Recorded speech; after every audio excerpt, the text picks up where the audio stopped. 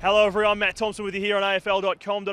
A very busy Monday in footy news. Let's get stuck straight into it. Beginning at Carlton, the pressure is building on coach Brett Ratten. As we know, all the talk pre-season had been about a top four finish for the Blues. Now they are struggling just to make the finals. The loss to Hawthorn, of course, did not help, but the players, they have owned up. They are saying that they too need to take some responsibility.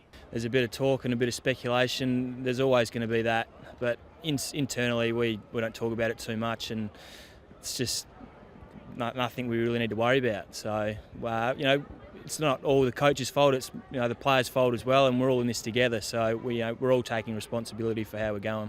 Like I said, it's a collective group. So we're all holding accountable, each other accountable for our losses. So it's not the coach, it's not the playing group. It's everyone together.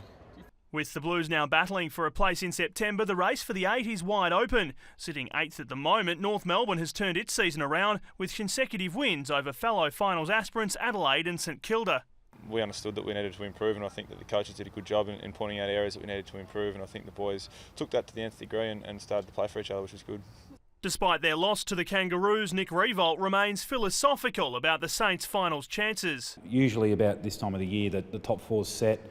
There's clear favourites and maybe one or two positions up for grabs, whereas this year there's 8 to 10. I think it's one of those years. It's certainly unique in regards to the ladder and the way that the makeup of the ladder at the moment. So many teams around similar points, so it is a unique year in that point of view. In that really, if you can sort of keep stringing a few wins together, you're going to be around the mark. So we're certainly not out of the picture. We've just got to bounce back quickly.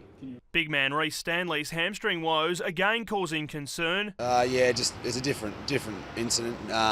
But yeah, last night just a precaution. I think everything's all good. Just going to have a word to the doc now and see what these have to say. So you're fairly confident that you'll be right next week? Well, yeah, we'll just have to wait and see, mate. No idea. Unlike the Saints, the Bombers are on a high, but Stuart Cramery isn't celebrating, having scans for what's believed to be a lower leg issue.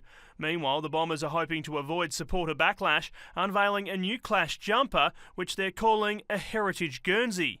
I think that players understand that you need a Clash Guernsey, and whether you look at the team, Manchester United is still known as the Red Devils, or Big Blue is still New York Giants, but they have alternative strips. So you've got to sort of respect that and understand where the AFL are coming from. I think that the important thing is that we've been able to keep the red sash, which is synonymous with the Essendon Football Club. Essendon fans will be happy to see the form of Joe Danaher playing for Vic Metro in the Under-18 Championships. The son of Anthony has already agreed to terms with his father's former club. It's been a really comforting feeling, and to work with the staff that they've got there. They've had a lot of staff come into the club over the last 12-14 months, and it's been a great opportunity for me to get to know them, get to know the playing group, and just understand their personalities and that sort of thing.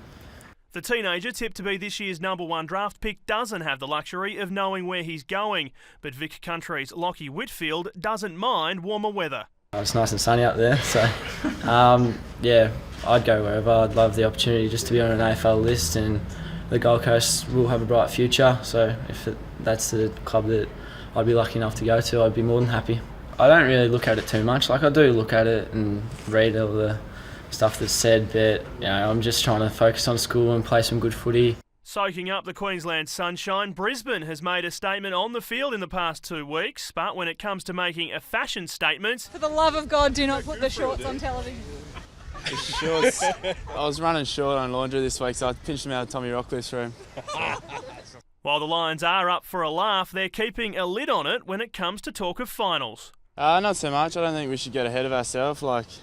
We've had 6 wins now, and I think the main focus is to back it up and get momentum in the back end of the year. So, it's a massive step up. Sydney are a quality side, and it'll be a great test for us as a playing group, and hopefully we can get a win. And it's bad news for the Giants and good news for Dream Teamers, with Lance Franklin every chance to overcome a hamstring scare and take his place in Sunday's clash at the G. Buddy's a little bit sore, but he had scans on the weekend and there was no damage, there's no bleeding, no tears, so they'll be a bit conservative with him early in the week to make sure he's right for the game on the weekend and give him every chance to play.